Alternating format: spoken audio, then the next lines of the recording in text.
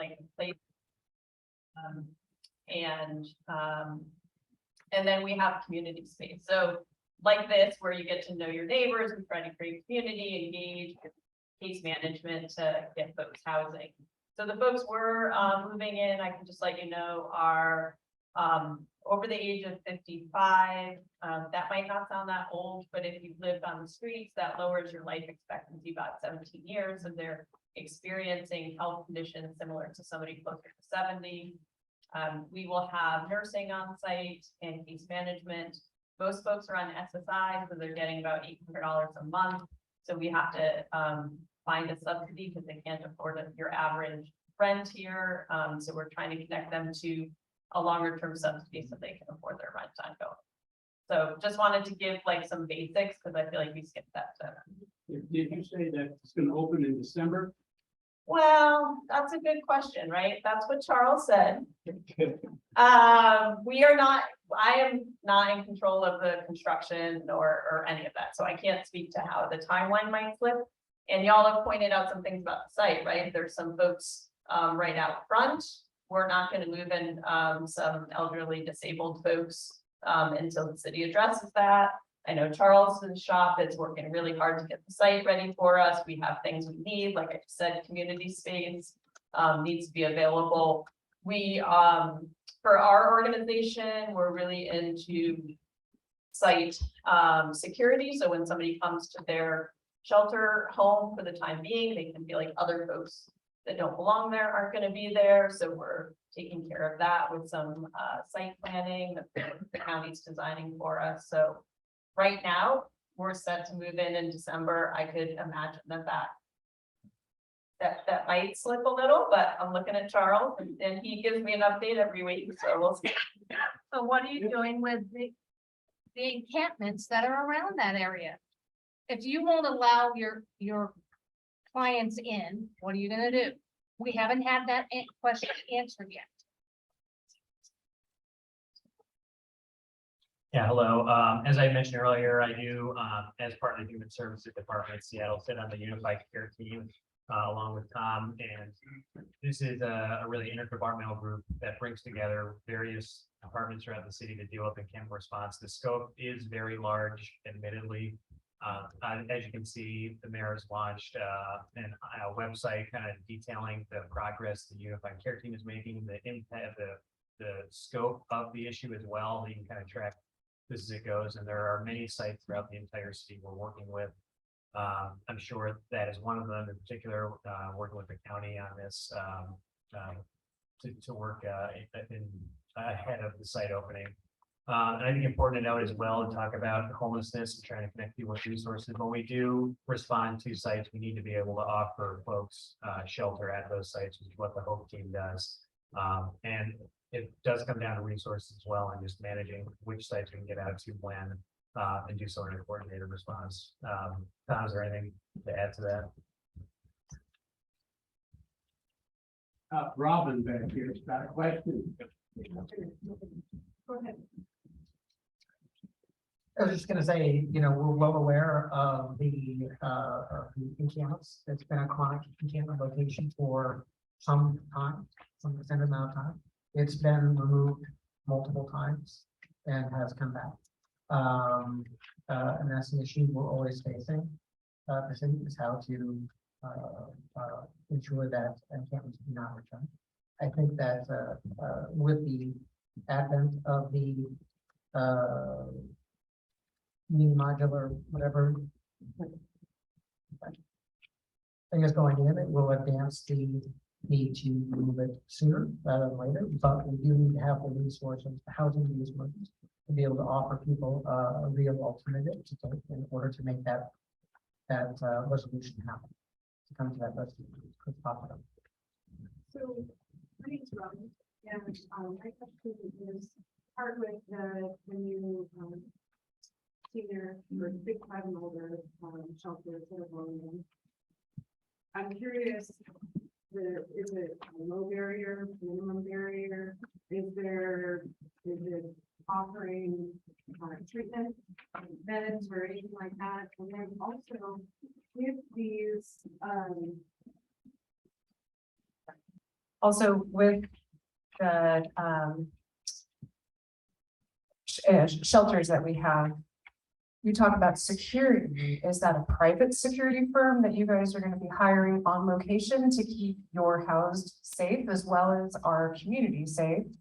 Has the police department, which is stretched super thin, have they mentioned anything about increasing patrols in the area or working out, getting in touch with community groups to figure out a plan that we can hear so that we feel that our voices are being heard and our children are safe, our homes are safe, they're safe? So I guess my question would be, is there any barriers? And then what are we looking at with increased treatment beds? Because it's not just housing, it's treatment. We're enabling these folks to continue the drug addiction that they have. And we've been told for years that we have an addict in our family. We can't continue to enable them. But our city and our county is doing that. Thank you. Anybody want to, our panel, anybody want to respond to Robin?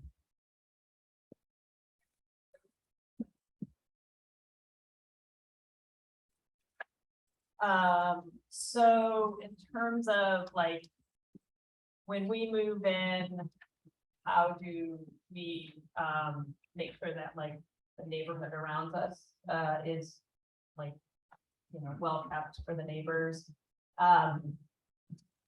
That's just really important. I mean, we are associated with the Catholic Church. We have a lot of churches in all of these neighborhoods. It means a lot to our reputation to make sure that we're good neighbors. So we don't hire private security. We hire social workers and we teach them how to do engagement and keep the site clear and clean and welcoming.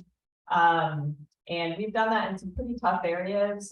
We have some shelters in the downtown during the pandemic, and we're really proud that we kept the sites like clean and welcoming for the neighbors. Part of what we do is offer 24-hour care, so somebody that's staying there has access all the time, so there's no need for them to sort of hang out front. Like it's better space inside, so we're welcoming them in. In terms of services, we are fortunate in that we have a behavioral health division. So we have a whole team of experts in mental health and chemical addiction. We do medicated assisted treatment.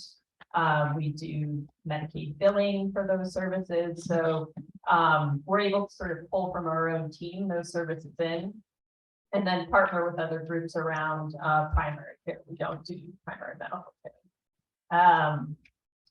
So that's how we bridge to treatment. We have our own team come out, engage folks, and try to get them to the place of engaging in services. Really gonna take a question. Barriers?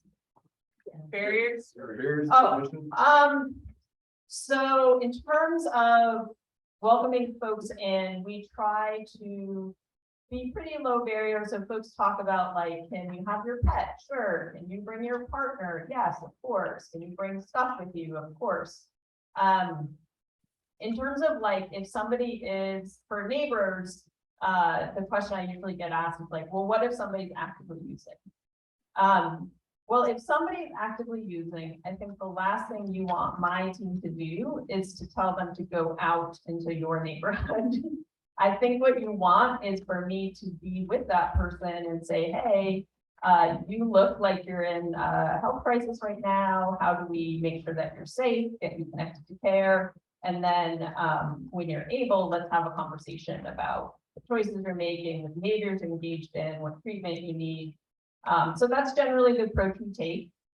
We do have some standards around just being in our community, and that's like violence, like you can't be violent in the community. We wouldn't want that in our home. We don't want that for those that are staying in our shelters. So in those cases, we might be bridging to some of the community resources, so the crisis intervention team, the designated crisis response team, the community policing team. So we develop those relationships with those resources in case we need to call them and engage them, local law enforcement, obviously. We're dealing with folks that are in crisis, who've had traumatic lives, so it's not that every day goes well, but we try to train our team in de-escalation, trauma-informed care. We try to provide behavioral health. So I guess what you're getting with our services is a group of the folks that you would want engage with people on the streets and trying to provide good care so that they can bridge to housing and whatever stability looks like for that person. I can't promise that like every day is folks' best day, but I think like our reputation matters to us. And so overall, we strive really hard to provide good care. Yeah. Can you go, question. You want to come up? please do so the people at home can hear.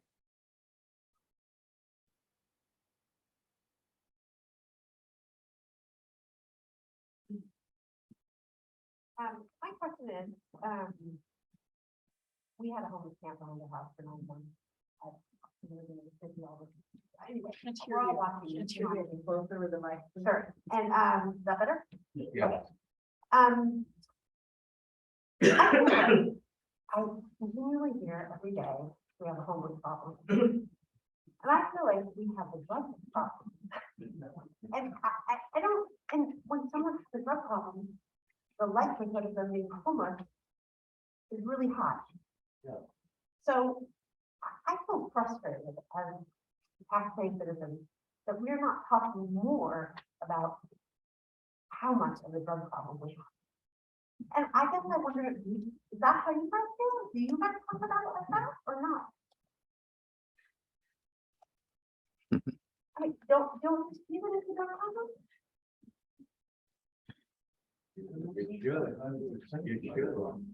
Have we done studies on what causes the homelessness? How much of that is drugs? How much of that is something else? Don't think it's a drug problem. It's not People just always poverty. think And so I just feel frustrated that I would support this mission for us to get to a better place. But I feel like for us to be driving the wheels is all about homeless. We need more money for homeless, we need more this for homeless, we need to do more for homeless.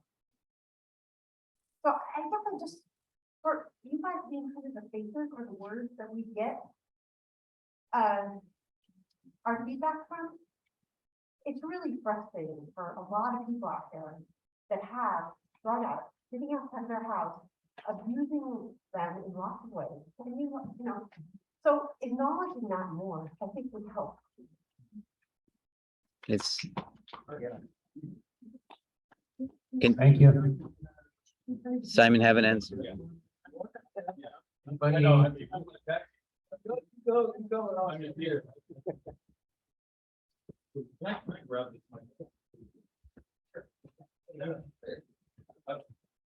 don't know if I need a mic, but Hey, you do for the folks at home, sorry. first of all, again, good evening. Really appreciate your time. Again, Simon Foster with King County. First of all, I need to admit that, you know, what a privilege for me to sit on this side of the room, because I've certainly spent many years on this side of the room, and I actually still do. And so does every single one on this side of the table. And we have a responsibility to ensure that we're being honest, truthful, and transparent with the matter and the situation which has come forth to this community. And we chose to sit in the seats which we do. And what a privilege it is. And you're damn right. You deserve some answers. I want to make something clear, as I shared with Deborah as well earlier today. I didn't choose this because, you know, I got to wear a suit and sit with a fancy title and maybe have a cool office. That wasn't why. The reason why I'm here today in front of you is because I did sleep in my car. I was homeless.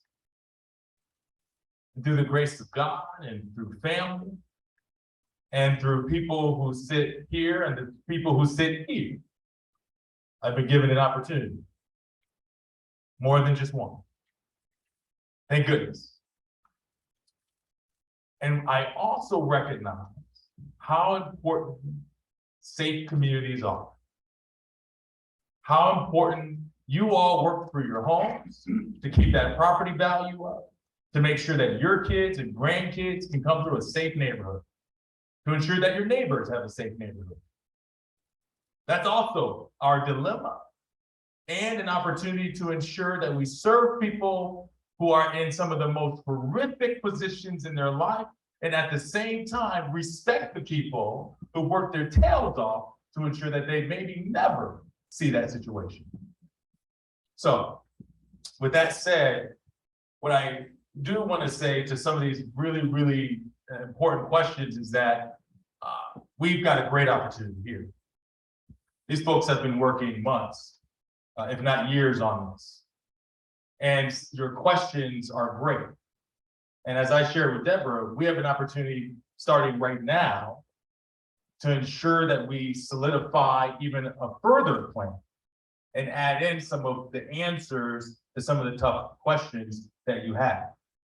What I do want us to do collectively is agree to come back.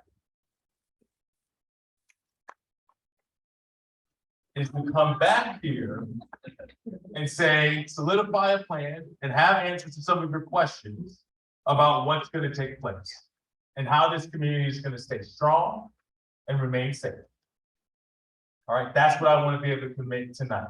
And I know everyone up here has been working tirelessly to ensure that's the case. So I want to commit to that. Can we commit to that? Okay. Can you commit to next time you come here to have the encampment on 128 removed? What? Right. If I had all the power in the world, I would absolutely commit to that. Who makes the decision to remove the encampment? Who's the decision maker that decides I'm removing this encampment? Yeah, who does? Do you want to go over that a little bit? Sure, yeah, again, the unified care team of the city is in charge now leading that homelessness encampment response. And we have developed through the city a prioritization to work through sites throughout the city. I think something that is coming up next year is we're going to be shifting our approach from citywide to starting to have geographical teams, and we're looking to have 5. And while that's in the offing a couple months down, I think that's really important to note because it will allow for specific unified care team leads in neighborhoods to work with groups like yourselves, businesses and CBOs in the area. Hopefully to provide any, quicker response to some things and at least have that connection and know who's on the ground and what outreach workers are where, maybe get a little bit more sense of what's coming down the pike in terms of services to the area and encampment response overall. But that calendaring of sites and what we're going to work with does go through the UCT.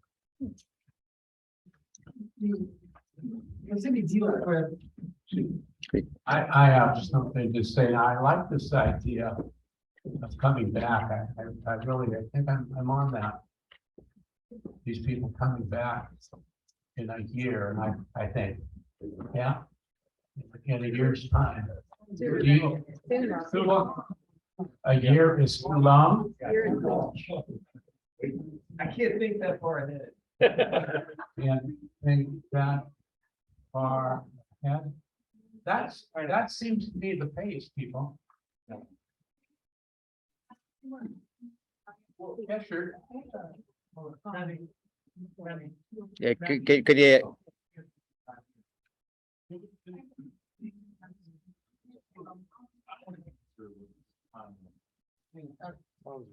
So just one quick comment about prioritization. The city right now is working with just under 1,000 active encampments that we're prioritizing.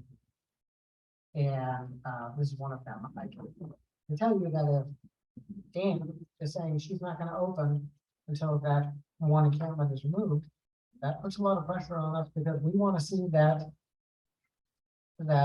open.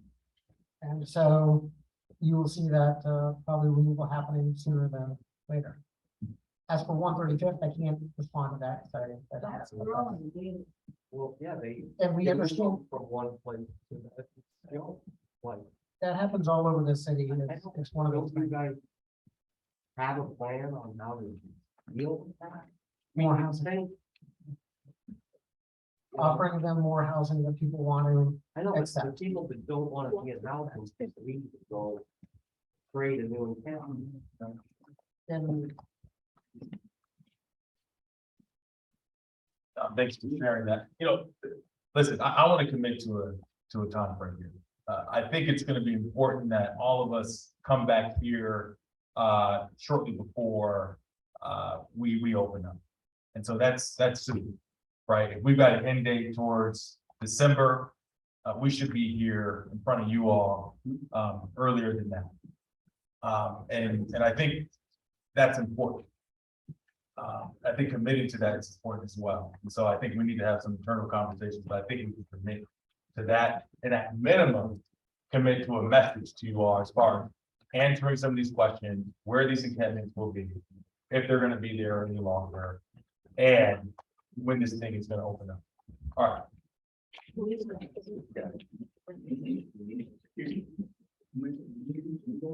Hi, George Road, homeowner just down the street.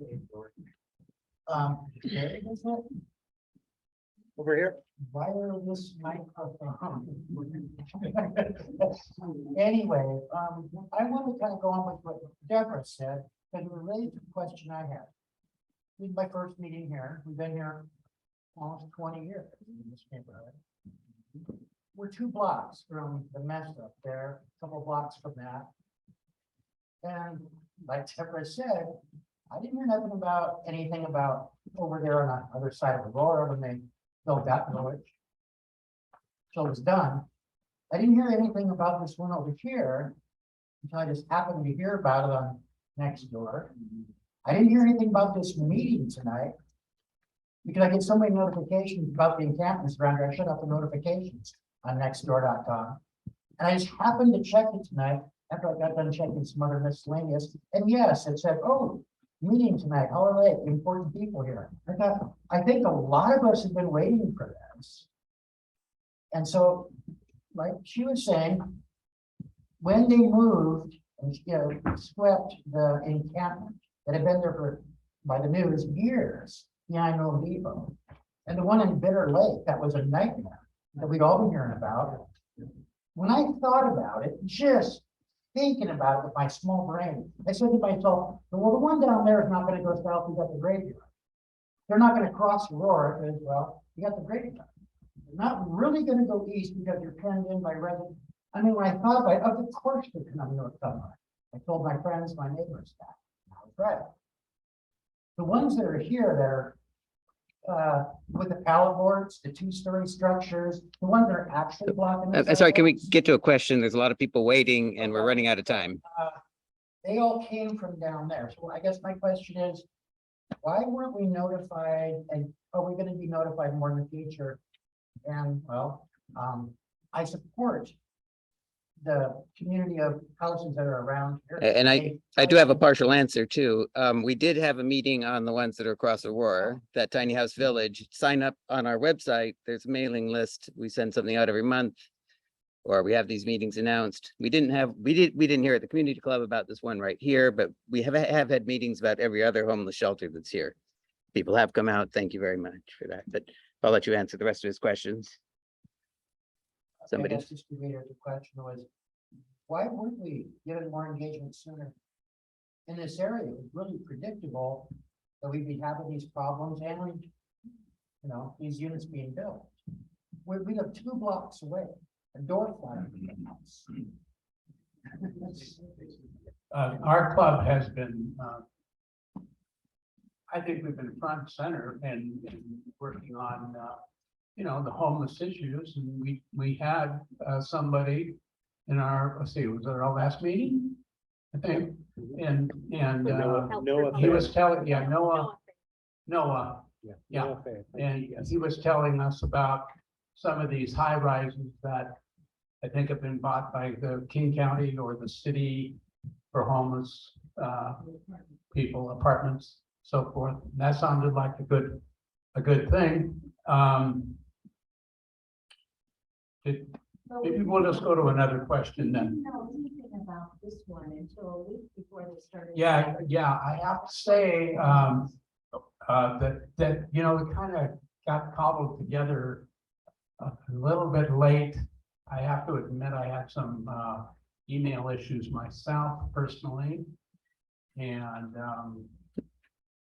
all of a sudden we had eight participants, 8 or 9, whatever. And that was great. But we do need to work on getting word out sooner if we possibly can, because we could have doubled or tripled this group tonight for sure. No question about it. Also, eventually we have 2 questions from the web. Say that We again. have 2 questions from the Zoom too at some point. There's lots of Oh, questions. questions, for Zoom? But yeah, go with those. Go with the people in the room first. But quick, please. Quickly to a question, no speeches. Yeah, I've been in this neighborhood for over 30 years, and I will tell you right now, I've never lived in a city that had more compassionate people in its population who wanted to do the right thing. Hell, that's the reason I moved here in 1985. Okay, but I think people are getting kind of stressed out to the limit with the way things have been going with all of this homelessness stuff. And I think everyone wants to do the right thing. And I would tell you that based on my travels around the country, not every city is going through this. I don't know why they're not going through it, but we've got it way worse than a lot of places do. And I think it's partly the way we're dealing with it. Now, I'm going to take a heretical position because what I hear every time I go to one of these meetings is how difficult it is. It ain't. We dealt with a very similar problem when the COVID pandemic hit. We needed places to put people in case the hospitals got overfilled. So we built hospital beds and stations on football fields. We were able to do that in a heartbeat. It may not be a permanent solution, but it's a hell of a lot better than what we're doing now, which is playing whack-a-mole, chasing tents here and there, and then trying to present services to them and confronting all the logistical difficulties with that. The solution is simple. The county has to locate 2 or 3 large places that it owns, and if it doesn't own them, it can buy them because they're buying buildings as it is. So they've got money available for that. Find those places, establish the same kind of facilities we did during the COVID pandemic when we thought everybody was going to die, and create the emergency fix that we need to fix, put the services in place, and transport all of these folks to those locations so that you guys can deal with them more efficiently and effectively. That's all we've got to do. For the folks that don't want to participate in the program, well, I think we just figured out who our crime folks are, who are victimizing the community and victimizing each other. And I think that will help solve the problem. We have 7 minutes, 3 people behind you with My questions. question is, why in the hell aren't we doing what we did when we had the pandemic? If we really are serious about providing housing for these folks, that's all. Somebody tackle that one? Peter? Give him the mic.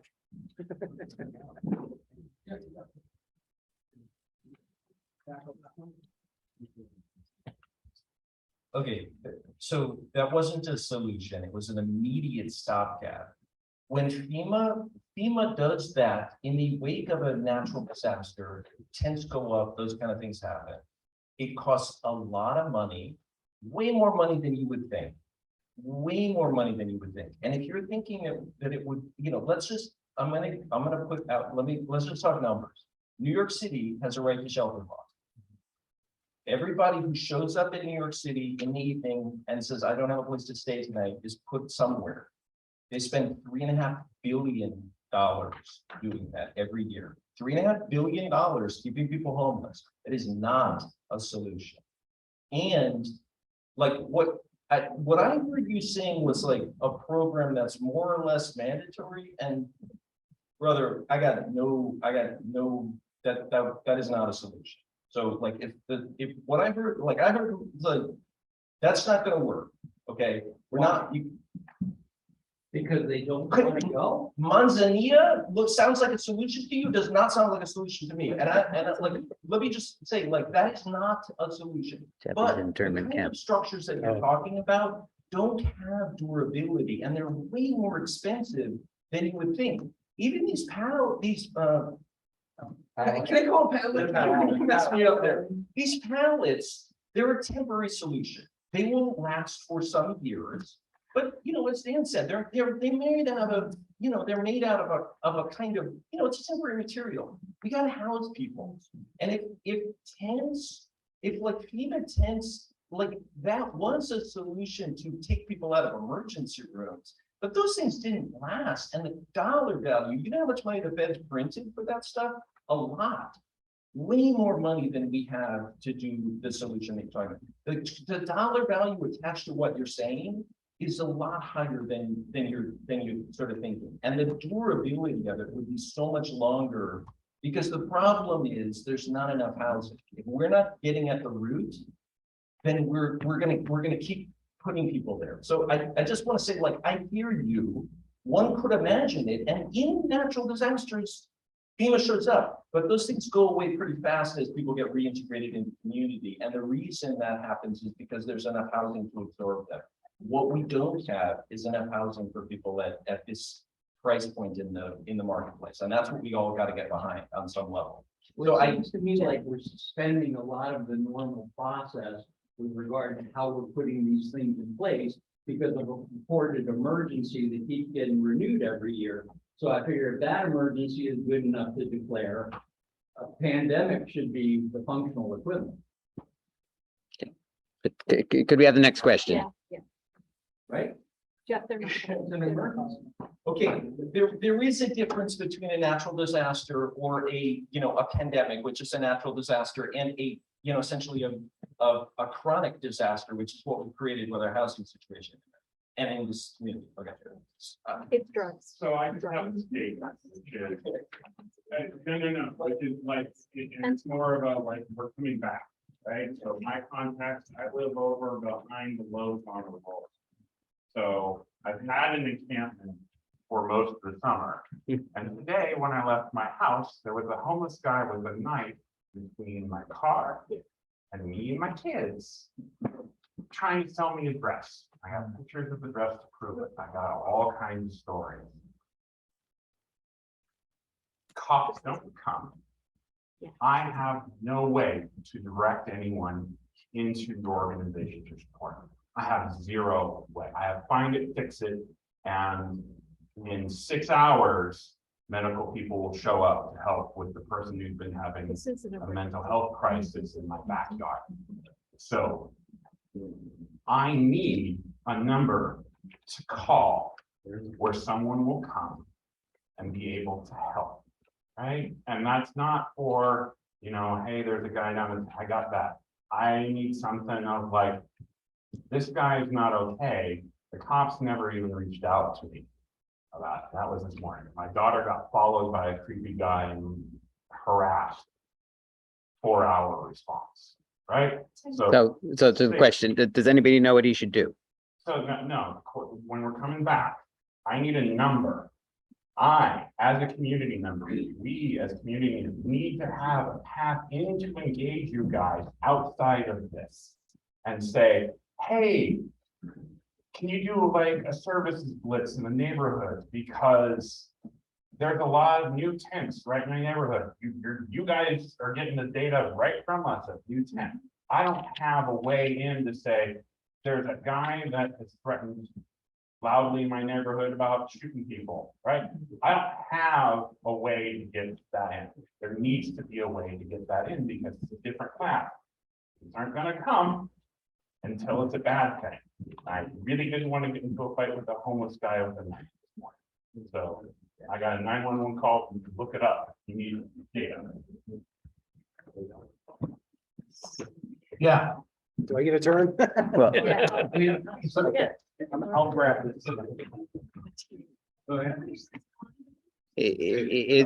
to let you guys know, I really appreciate all the work that you guys are doing. I know that the work you guys are doing is really hard. Okay, I know that. I was a social worker for 8 years myself. I know what that's like. Okay. With that said, I think that you guys are serving people who are going into these shelters. We have a lot of them here right around our house. And I got to tell you, when they were first coming in, I was afraid. but I think you've done actually a pretty good job. These things are actually working for the people that are in there. The problem is all the people that aren't in. And so you have people right out on the sidewalk in front of the shelter. Are they gonna get to be moved in? Is, KCHA gonna say, prioritize them and say, they go into that shelter? They're the first people to go in because we need to get people off the street. Or is it just somebody else from, I don't know, Soda or something that's gonna move into that shelter? I don't know. But that's the problem. I think it's two different types of homeless people. You have the people that wanna move into the shelter, they wanna get their life together. And then there's a lot of people that don't. And the problem that we're having as a community is with people who don't. And maybe that's not what you guys are working on. It feels like maybe that's not so much of it. You guys are really working hard on the people that want to get help. And I can understand. But is it more about what the politicians say as far as what we're going to do about all the other people that are really affecting our lives of, the people that are living right here in this community? And that's an answer I'd like for you to come back. Is what are you doing about all the people that are out on the street that aren't willing to go into the shelter? Because I want you to know that the job you're doing with the shelters, that's great work. Thank you so much for working. Really appreciate it. I believe that. It's the people that aren't going into the shelters, and there's a lot of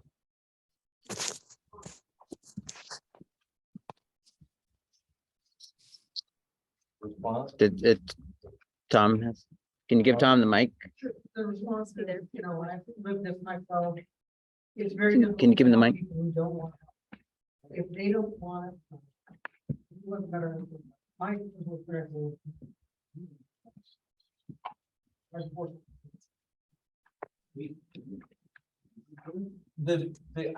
Like, I just want to frame back out. So I'm hearing this sort of framed out as like a very large problem. But the fact, well, hold on a second. I understand that is your impression.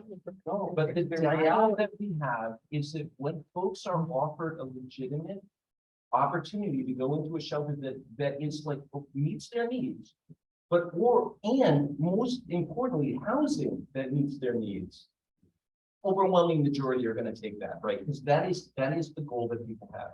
Now, what people are confronted with on a continuous basis is that is not available. Okay, most of the time there isn't a resource like that, and most of the offers that have been made to people historically have not been able to back it up with that resource behind it, right? So if you have that experience of like a consistent not available to you, people develop a certain amount of if you will, skepticism. And that is not an unearned skepticism, right? There is some basis in facts to being skeptical about an offer that can't be backed up. We have to be able to back up those offers, which means the facilities that we have to accommodate people's needs. The suggestion that you're asking about low barrier, like a lot of people are actively using, and I don't want to, there was a question about drug use. It is not, you said there was not a homeless problem, there's a drug use problem. We have two problems we have a problem with substance use disorders. That is a huge and expanding problem in American culture. Okay, that is like the opioid crisis. More than 110,000 Americans overdosed last year and died. There is a vast and expanding problem with substance use disorders. That is true. It is also true that it is more prevalent among people who are experiencing homelessness than the general population. That is true. But the data that we have says that the driver is being homeless, not using drugs, okay? Being homeless is terrible. It causes extraordinary depression, anxiety, those things people medicate. And housed people are the vast majority of substance use users, okay? The vast majority of people with chronic and aggressive substance use disorder are housed. It is also true that the data that we have, and I can present, I'll email the studies, is that the driver is being homeless. People respond to terrible emotional situations with substance. That is, you would think that people in depression might turn to drugs and alcohol. That's a fact. But the facts are it is extremely depressing to be homeless. And if on some level you don't have anxiety and depression and you're homeless, you're not getting the situation that you're in. It is not an inappropriate response to the situation. So I just want to say, like, you're not wrong to say that there is a higher prevalence of people using substances and people with substance use disorders among people who are experiencing homelessness. That's not an inaccurate statement, but you're looking at the directionality wrong, okay? And I just want to say that. And I also want to just assert, and this is a fact, the vast majority of people with substance use disorders, whether that's alcohol use, opioid use, or the others, are housed. It is not, that it's not a, you know, it's not, and we do have two problems, right? We got to have enough housing for people and we have enough substance use disorder treatment. But the assertion that I keep hearing is that people don't want the kinds of, don't want housing or don't want the kinds of shelters that are actually going to meet their needs. But that is not a factual statement. The vast majority of people that we engage with, I have talked to hundreds of people experiencing homelessness. I have very rarely encountered someone who would not accept a legitimate, authentic, backed up offer of assistance that'll meet their needs. Okay, I just want to, like, I want to come back to what, like, we can come back to that. Sorry? What does meet their needs mean? Their needs could be from here to there. Well, I mean, that's true. I mean, like, if you're imagining it's one size fits all, it's not true. Like, there are lots of needs. There are lots of needs. But it's like people need that, as Dan said, people need places with pets. A lot of shelters would not accept a pet. People want to be with their partner, whether that's a same-sex or opposite-sex partner. A lot of places wouldn't accept that. A lot of people are using substances, and like there were a lot of places that would require sobriety. There were a lot of places that had a lot of rules that would drive me out of my mind. Right? Kick you out first thing in the morning. Have to show up at a different time. You have to check in. You have to do a lot of things. Those rules would bug me. And they do bug folks. And I, you know, so like on some level, like we have to understand that fact. But the true objective for people is housing. We got to get people housed. And in that housing situation, the data says that we can get people's other challenges into service. People go into treatment, people get their lives, people recover when they have housing. That is one of the things that we have been able to demonstrate. Study after study demonstrate that's true. I mean, certainly, but like a lot of people asserted that, and I don't think it's true. I know it's like sort of this common, because the thing that the cases that stand out in your mind are places where people said no. But like, were you able to back that up? Could you give somebody a key, you know, with a unit and the services that like, let's look at the equation from that direction. I think we'd get a very different perspective. You can offer people, the folks who will go into the unit, we can make a new unit available. It's a very different proposition. But we can't build it. Could I ask a question from Zoom? Hotels, free hotels out here. They bought the Yeah, which hotel are really good because like Noah Fay said, that if you give them a place where they have autonomy and privacy, that is meeting their needs. Yeah. Much more than a congregate facilities, which Let's is. go on to our next questioner or comment. Hi. So I like seeing more homeless shelters. I'm super pro, like, bring it on. I think that what a lot of people here have a problem with is like how it seems to be disproportionately in our area. But that said, I would love to see other neighborhoods want it as well, right? Like want to bring homeless shelters into communities. And so I guess have more of an idea around that, which is I would love to see some sort of like in your matrix when you guys are making decisions for Seattle Parks and Rec, the people that do infrastructure with the city, to tie it to the number of like homeless shelters your area has, or give some sort of incentive to the neighborhoods for beautification. If painting a mural or whatever, I think a lot of people have an issue with it just not feeling like the neighborhood not feeling good. And so if we can beautify it and we get some sort of incentive for having more housing here for the homeless, like I think it would make me happy at least. Thank you. We have to come to a close pretty quick here, but we're going to take these last two questions, and that's going to be the Zoom, Ethan, Well, how do you want to handle that? Well, I'll just do one of the Zoom questions. Give me the mic. It was pretty much related to that. It says we have 3 converted hotels and the 2 tiny house villages. Is there another neighborhood with that count of housing? Answer is yes. Can you? There are other communities that are have. I feel the same way.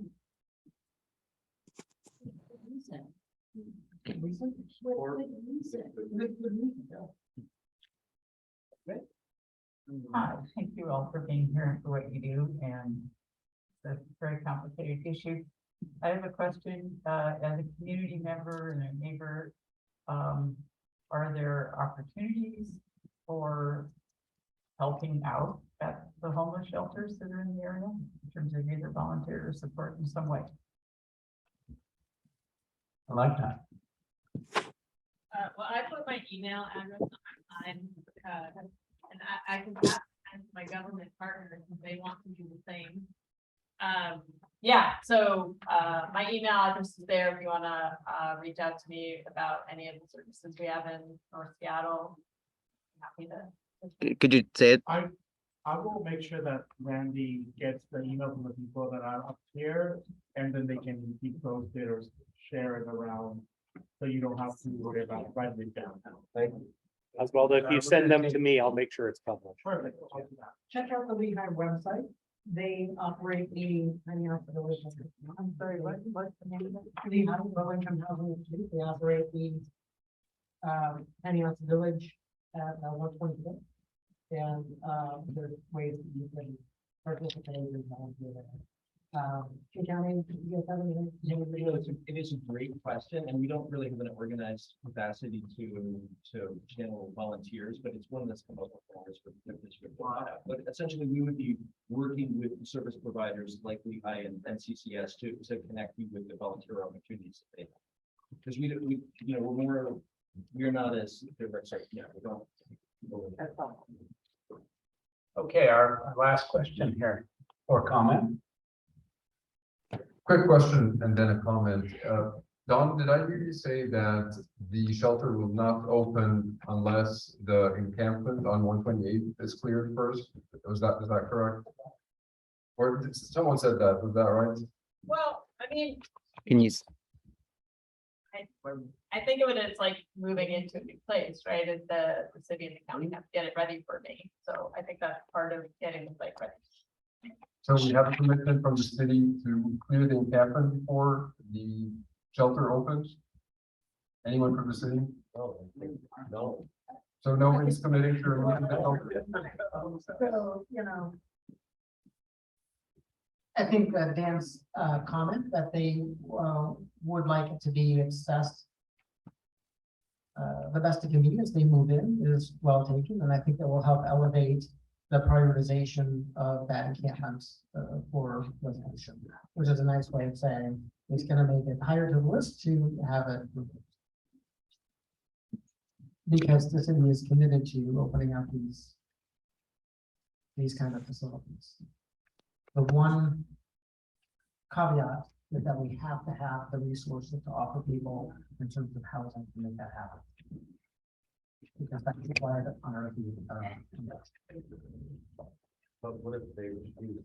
Okay. And they do refuse. Do we? So I think we gotta, Was there one written question, or is that it? there is, but I think we're out of time. We are. So, we really are. No, we gotta go. We gotta go. A comment that's really interesting comment, Dan, that having a nice neighborhood for your new residents is really an important, it's really for public safety as well as for their own well-being to feel safe and not feel that there are, drug deals happening literally on their sidewalk. Get your sign. And as you can appreciate, Shoot. that's what's happening Oh, it's for us mirrored. as residents of the city of Seattle. We are dealing with a real criminal element, and I wish we could, I always think in Alaska, they have all these different words for rain. We need different words to understand our homelessness. I appreciate that maybe homelessness does result in drug use, but it means those are vulnerable individuals that are being dealing, the predators, the criminal element. And what I'd love to know the next time we gather is if there's any way to assess, even if the encampment is clear in North Seattle, from Greenwood on and north, who are, just in general, are these individuals that are unhoused because of poverty, that maybe are more vulnerable to drug use, and the longer they're on the streets. So I do see it as an emergency. Fentanyl is a horrible drug, and it impacts brains for a long time, and it's really a tough addiction. And we are just going to create a bigger problem. And I'm really more scared when North Precinct meeting last night, hearing about the increase in lots of issues, and they clearly used the word discussing the criminal element that are using encampments as a cover. And I can be irrational and fearful that every encampment up here is a criminal element. I don't know that. Maybe these are really folks that we need to lift up. I want to lift up everybody, no matter what, but if they're really, a drug dealer that came up from Texas and living in this encampment, we don't know that. It's hard not to be fearful about that. So I would love more data around what's happening locally, because I think there's a different element in all these encampments, and I'd love to understand, because I do think the city needs to address this really as an emergency. Otherwise, this drug issue is it's gonna bury us. It's gonna bury us. So sorry for talking so much. Can we, Okay, I heard from you people that it would be great if we could have a meeting sooner. I said a year. You said push it up. No, yeah, I hear that. I hear that. I think I heard quarter one of 2023. Yeah. Sign it said. We have a meeting, we have a meeting here. Okay, you're talking about the Calla Lake Community Club here, okay? We have our meeting on the first Thursday of the month. And I'm just saying that for us. And we might be able to deal with getting this group back possibly, and hearing what's new. If there's anything new going on. can we Yeah. thank them now? Thank you. And you folks up front here, the frontline workers, if you could stay, maybe talk to some of these people, they'd probably like that. Okay, thank you very much. And Thank you so much. for coming to the meeting tonight. No, Randy, you don't want them to stay. It's over, it's over. Right.